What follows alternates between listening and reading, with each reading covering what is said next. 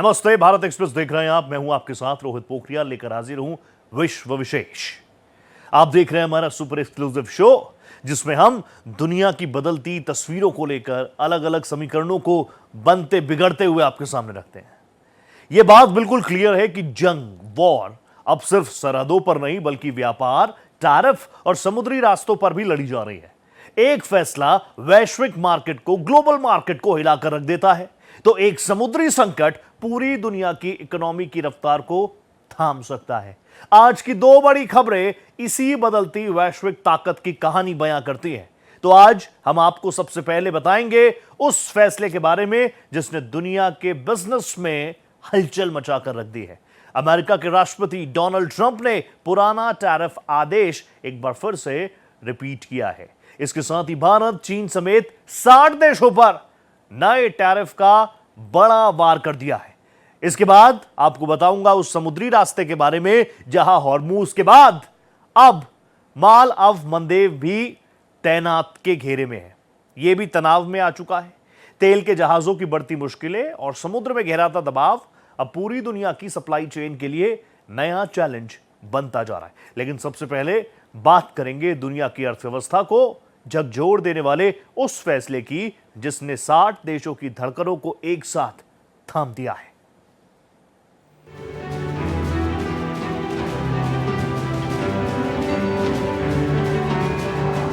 दुनिया की आर्थिक व्यवस्था में एक बार फिर बड़ा बदलाव देखने को मिल रहा है, जिसकी गूंज सिर्फ अमेरिका की सीमाओं तक नहीं बल्कि पूरी दुनिया के बाजारों में सुनाई दे रही है। ये कोई मिसाइल नहीं, ये कोई सैन्य हमला नहीं, लेकिन इसका असर किसी बड़े वैश्विक झटके से कम नहीं है। इस बार वजह है अमेरिका का नया टैरिफ फैसला, जिसने वैश्विक व्यापार के गलियारों में हलचल तेज कर दी है। जब से डोनाल्ड ट्रंप अमेरिका के राष्ट्रपति बने हैं तो उन्होंने लगातार अपने टैरिफ को, अमेरिकी सरकार द्वारा लगाई जा रही टैरिफ को अपने हथियार के रूप में इस्तेमाल किया है। पिछले 2 वर्षों से आप देख रहे हैं कि हर देश को इसका असर जो है, एक नकारात्मक असर भुगतना पड़ा है।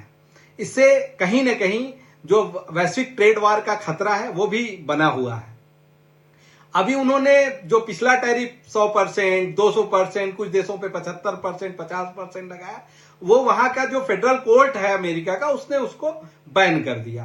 फिर वो धारा 301 है अमेरिकी संविधान में, उस 301 के अंतर्गत ये नया टैरिफ लेके आए जो 60 देशों पे एप्लीकेबल है, जिसमें ज्यादातर देशों पे 12.5%, भारत उन 17 देशों में जिसपे 10% टैरिफ लग रहा है। राष्ट्रपति डोनाल्ड ट्रंप ने पुरानी टैरिफ व्यवस्था खत्म होते ही भारत, चीन समेत 60 देशों पर नए टैरिफ लगा दिए हैं। अमेरिकी राष्ट्रपति डोनाल्ड ट्रंप ने फोर्स्ड लेबर के नाम एक नया टैरिफ बम फोड़ा है। ट्रंप ने फोर्स्ड लेबर के इस्तेमाल पर भारत समेत 60 देशों पर 10 से 12.5% टैरिफ लगाने का ऐलान किया है। अमेरिका ने भारत के साथ साथ Pakistan, Bangladesh, Sri Lanka, Argentina, Cambodia, Canada, Ecuador, El Salvador, Guatemala, Honduras, Indonesia, Jordan, Malaysia, Mexico, Trinidad and tobacco और ब्रिटेन पर भी 10% टैरिफ लगाया है। अमेरिका ने यूएस ट्रेड एक्ट के धारा 301 का इस्तेमाल करते हुए भारत समेत विश्व के 60 देशों पर अपने नए टैरिफ की घोषणा की है। हालांकि भारत इस टैरिफ से लाभान्वित हुआ है। भारत में 12.5% टैरिफ इम्पोज था, जो अब कम होकर के 10% हो जाएगा। भारत से ज़्यादा लाभ में बस 2 ब्लॉक हैं, एक ताइवान और एक यूरोपियन यूनियन, जिनका कम रहेगा। बाकी भारत के साथ 17 देश हैं जो 10% ब्रैकेट में हैं। इसके बाद जो भी कंट्रीज हैं उनके ऊपर यह टैरिफ ज़्यादा इम्पैक्ट डालेगा, जिसका लाभ भारत को संभवतः रिलेटिव टर्म्स में मिलेगा। अमेरिका का कहना है कि इन देशों ने फोर्स्ड लेबर से बने सामान पर बैन लगाया है या ऐसा करने की दिशा में कदम उठाए हैं। आपको बता दें, फोर्स्ड लेबर का मतलब ऐसी मजदूरी से है जिसमें किसी व्यक्ति से उसकी इच्छा के खिलाफ काम कराया जाता है। अमेरिका के ट्रेड रिप्रेजेंटेटिव जेमिसन ग्रीर ने टैरिफ का ऐलान करते हुए कहा, अमेरिका लगभग 100 सालों से जबरन मजदूरी के लिए टैरिफ लगाता रहा है। पहले भी व्यापारिक सहयोगियों को ये शुल्क भरना पड़ता था। ये नया टैरिफ इस साल की शुरुआत में लगाए गए 10% ग्लोबल टैरिफ की जगह लेगा। आपको बता दें कि टैरिफ को लेकर अमेरिका की ट्रंप सरकार को सुप्रीम कोर्ट से करारा झटका मिला था। इसके बाद से ट्रंप प्रशासन टैरिफ लगाने के लिए अलग अलग हथकंडे अपना रहा है। अमेरिका ने टैरिफ के मामले में अपने करीबी साथी माने जाने वाले ईरान के खिलाफ मिलकर जंग लड़ने वाले इजराइल को भी नहीं बख्शा है। इजराइल, चीन, जापान समेत कई देशों पर 12.5% का टैरिफ लगाया गया है। अमेरिका पिछले कुछ सालों में फोर्स्ड लेबर के मुद्दे पर कई देशों के खिलाफ कार्रवाई कर चुका है। खास तौर पर चीन के शिनजियांग क्षेत्र से आने वाले कॉटन, टमाटर, सोलर पैनल और उनसे जुड़े प्रोडक्ट्स पर कड़े इंपोर्ट बैन लगाए गए थे। ट्रंप अपने राष्ट्रपति बनने के बाद ये उम्मीद कर रहे थे कि फैक्ट्रियां वापस अमेरिका में आकर लगेंगी और इसके लिए उन्होंने टैरिफ का हथियार के रूप में इस्तेमाल करना शुरू किया। चीन और भारत समेत कई देशों पर बहुत स्टीप टैरिफ लगाए गए। हालांकि फरवरी में सर्वोच्च न्यायालय, अमेरिका के सर्वोच्च न्यायालय ने उनके इस पावर पर अंकुश लगाते हुए इन सारे टैरिफों को निरस्त कर दिया था। उसके बाद ट्रंप ने यूएस ट्रेड एक्ट के धारा 122 के तहत, जो संभवतः इतिहास में शायद ही कभी प्रयोग में आया हो, टैरिफ लगाया था। उस टैरिफ के साथ लिमिटेशन ये थी कि धारा 122 के तहत लगाए गए टैरिफ को मात्र 150 दिन तक ही लगाया जा सकता है और इसीलिए ट्रंप प्रशासन ने धारा 301 का इस्तेमाल किया, जो फोर्स्ड माइग्रेशन, फोर्स्ड लेबर के लिए जांच और उसके बाद दोषी पाए गए देशों पर टैरिफ लगाने का अधिकार देता है। अमेरिका का कहना है कि अगर किसी देश से इंपोर्ट होने वाला सामान फोर्स्ड लेबर से जुड़ा पाया जाता है तो उस पर ज्यादा टैरिफ लगाया जा सकता है। इसका मकसद कंपनियों पर दबाव बनाना है और उनकी सप्लाई चेन में जबरन मजदूरी का इस्तेमाल न हो।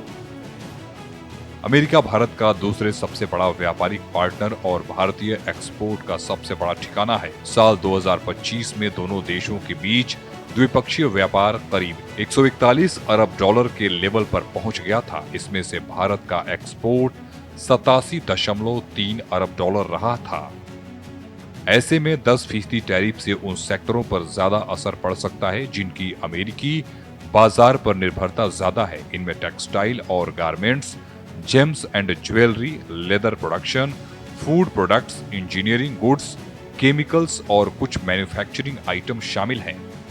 वहीं ज्यादा टैरिफ लगने से भारतीय प्रोडक्ट अमेरिकी बाजार में महंगे हो सकते हैं। इससे खरीदार दूसरे देशों के ऑप्शन तलाश सकते हैं या भारतीय सप्लायर पर कीमत घटाने का दबाव बढ़ सकता है। अमेरिका ने एक बार फिर बता दिया है कि उसके लिए टैरिफ केवल टैक्स नहीं बल्कि रणनीतिक हथियार है और इस हथियार का ताजा निशान बने हैं। भारत, चीन समेत दुनिया के 60 देश पुरानी टैरिफ व्यवस्था की समय सीमा खत्म होते ही राष्ट्रपति डोनाल्ड ट्रंप ने नए टैरिफ का ऐसा वार किया जिसने वैश्विक कारोबार की रफ्तार को झटका दे दिया। जहां दुनिया पहले ही कई संकटों से गुजर रही थी, रूस यूक्रेन युद्ध, पश्चिम एशिया में तनाव, समुद्री मार्गों पर बढ़ता खतरा और सप्लाई चेन की अड़चन अभी पूरी तरह खत्म भी नहीं हुई थी कि अब टैरिफ का नया दौर शुरू हो गया है। भारत इसलिए लाभान्वित हुआ क्योंकि भारत ने कुछ कदम उठाए थे। पहला, भारत और अमेरिका का व्यापारिक समझौता संभवतः अंतिम चरण पे है। दूसरा, भारत ने अमेरिका से उत्पादों का आयात बढ़ा दिया है। हम सीएनजी बहुत बड़े मात्रा में उनसे खरीद रहे हैं, हम पेट्रोलियम प्रोडक्ट्स खरीद रहे हैं। इसके अलावा भारत ने अमेरिकी उत्पादों पर अपना आयात शुल्क घटाया था, जिसका लाभ अमेरिकन कंपनीज को मिल रहा है। और अंतिम में जून महीने में भारत ने फोर्स्ड लेबर से बने हुए उत्पादों पर के आयात पर पूर्ण प्रतिबंध लगा दिया गया है, जो इस एक्ट के तहत एक सकारात्मक कदम है और इसीलिए भारत को संभवतः 10% कैटेगरी में डाला गया है, जिसका लाभ भारत को कुछ प्रोडक्ट्स में अवश्य मिलेगा, जिसमें टेक्सटाइल भी है। हालांकि हमारे कंपटीटर बांग्लादेश हैं, वियतनाम भी हैं। वियतनाम से हम अच्छी स्थिति में रहेंगे। बांग्लादेश से हम संभवतः उतनी अच्छी स्थिति में नहीं रहे क्योंकि उन्होंने कल अमेरिका ने साथ ही साथ टैरिफ कोटा भी अनाउंस किया है और भारत उस कोटे का हिस्सा नहीं। इसका असर वैश्विक अर्थव्यवस्था की रफ्तार पर भी पड़ सकता है। ट्रंप का ये फैसला आने वाले महीनों में दुनिया की आर्थिक दिशा तय कर सकता है। अगर जवाबी टैरिफ लगाए गए तो वैश्विक व्यापार एक नए टकराव की ओर बढ़ सकता है। अगर बातचीत सफल रही तो नए समझौतों का रास्ता खुल सकता है, लेकिन इतना तय है कि इस फैसले ने पूरी दुनिया को अपनी व्यापारिक रणनीति पर फिर से सोचने के लिए मजबूर कर दिया है। अमेरिका ने आर्थिक मोर्चे पर अपनी अगली चाल चल दी है। अब दुनिया की निगाहें उन देशों पर है जो इस फैसले से प्रभावित हुए हैं।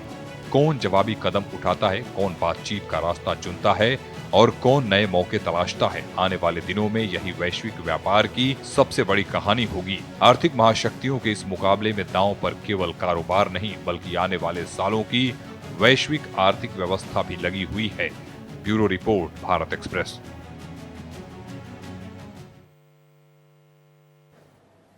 आपने देखा कि टैरिफ की ये नई जंग जो क्लियर कर चुकी है कि आने वाले समय में व्यापार भी वैश्विक ताकत का बड़ा हथियार बनेगा। अमेरिका की इस नीति का असर सिर्फ कंपनीज और देशों तक सीमित नहीं रहेगा, बल्कि सप्लाई चेन, कीमतों और अंतरराष्ट्रीय कारोबार की दिशा पर भी नजर आएगा। अब बढ़ते हैं दूसरी स्टोरी की तरफ। समंदर में भी अब एक ऐसा संकट गहराता जा रहा है जिसने पूरी दुनिया की ऊर्जा सप्लाई पर चिंता बढ़ा दी है। दुनिया के सबसे अहम समुद्री रास्तों में शामिल बाब अल मंदेब पर बढ़ता तनाव अब तेल के जहाजों की रफ्तार रोकने लगा है।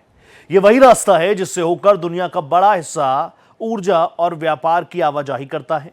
यहां किसी भी तरह की रुकावट का असर तेल की कीमतों से लेकर वैश्विक सप्लाई चेन तक आराम से पहुंच सकता है। ये रिपोर्ट देखिए।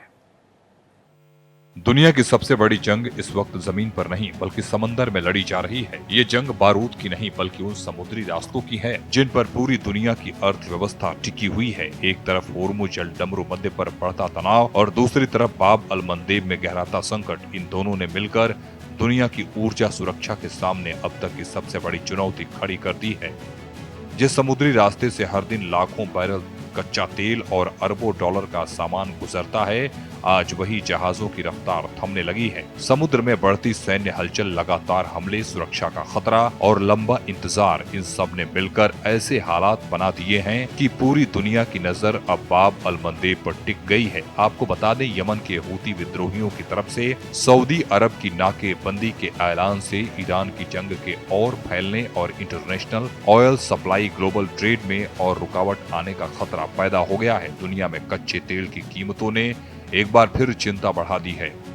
ब्रेंट क्रूड $100 प्रति बैरल के पार पहुंच गया है और उसकी वजह सिर्फ मांग आपूर्ति का संतुलन नहीं बल्कि मिडिल ईस्ट में तेजी से बिगड़ते हालात हैं। अमेरिका ईरान तनाव के बीच पहले से स्ट्रेट ऑफ होर्मुज पर संकट बना हुआ था।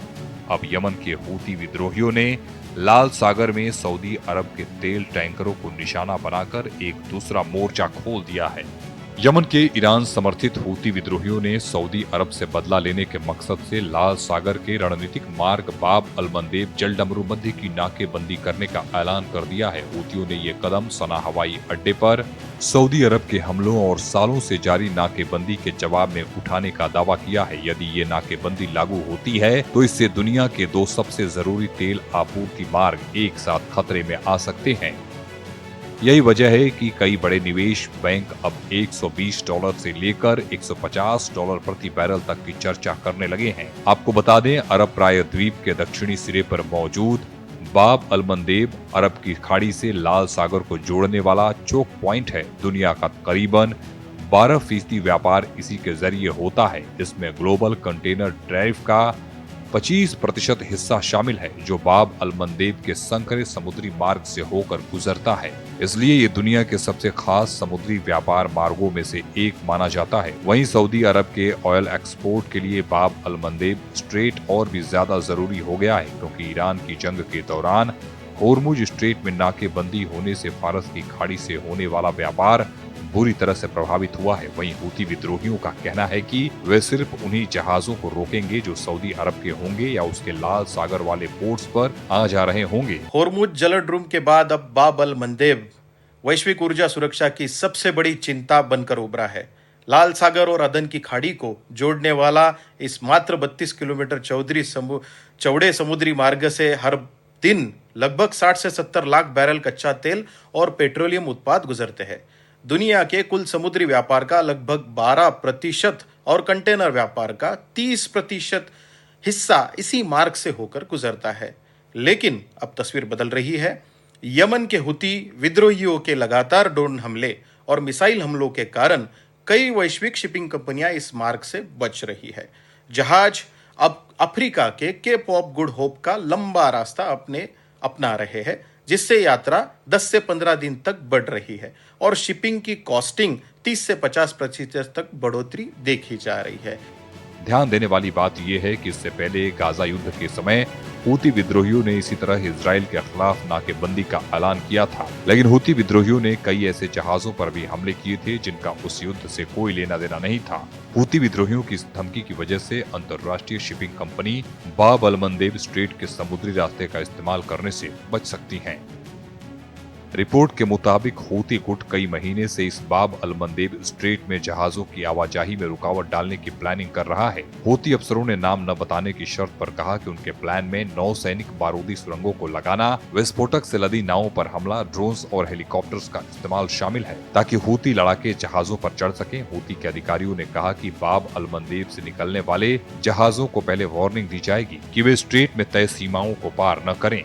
अगर जहाज उनकी वार्निंग को नजरअंदाज करते हैं तो हूती विद्रोही मिलिट्री एक्शन लेंगे। वहीं अब माना जा रहा था कि अगर होर्मुज प्रभावित होता है तो सऊदी अरब अपनी ईस्ट वेस्ट पाइपलाइन के जरिए लाल सागर के यनूब बंदरगाह तक तेल पहुंचाकर एक्सपोर्ट जारी रख सकता है, लेकिन हूती विद्रोहियों ने उसी वैकल्पिक रास्ते को निशाना बना दिया है। यानी एक तरफ होर्मुज पर संकट है और दूसरी तरफ बाब अल मंदेब जल डमरू मध्य पर खतरा बढ़ गया है। अगर दोनों रास्तों पर एक साथ बाधा आती है तो दुनिया के लिए तेल की सप्लाई करना बेहद मुश्किल हो सकता है।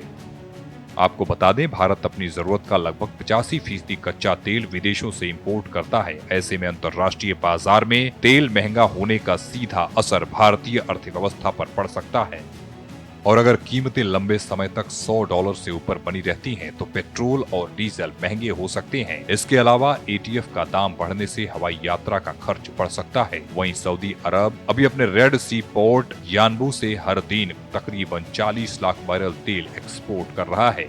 भारत अपनी तेल जरूरतों का 85% से अधिक आयात करता है और पश्चिम एशिया, यूरोप आने वाला बड़ा हिस्सा इसी समुद्री मार्ग से जुड़ा हुआ है। यदि यह संकट लंबा चला तो कच्चे तेल की कीमतों में वृद्धि आएगी, आयात बिल भारी होगा, महंगाई पर दबाव बढ़ेगा और इसका सीधा असर आम आदमी के जेब पर पहुंचेगा। इसी खतरे को देखते हुए अमेरिका, ब्रिटेन और यूरोपीय देशों ने लाल सागर में नौसैनिक तैनाती बढ़ा दी है। ऑपरेशन प्रॉस्पेरिटी गार्डियन जैसे मिशनों के जरिए समुद्री व्यापार को सुरक्षित रखने की कोशिश की जा रही है। वही भारत अब भी अरब सागर और अदन की खाड़ी में अपनी नौसैनिक मौजूदगी लगातार मजबूत कर रहा है। होर्मुज दुनिया की ऊर्जा की धड़कन है, लेकिन बाब अल मंदेब उसकी सांस है।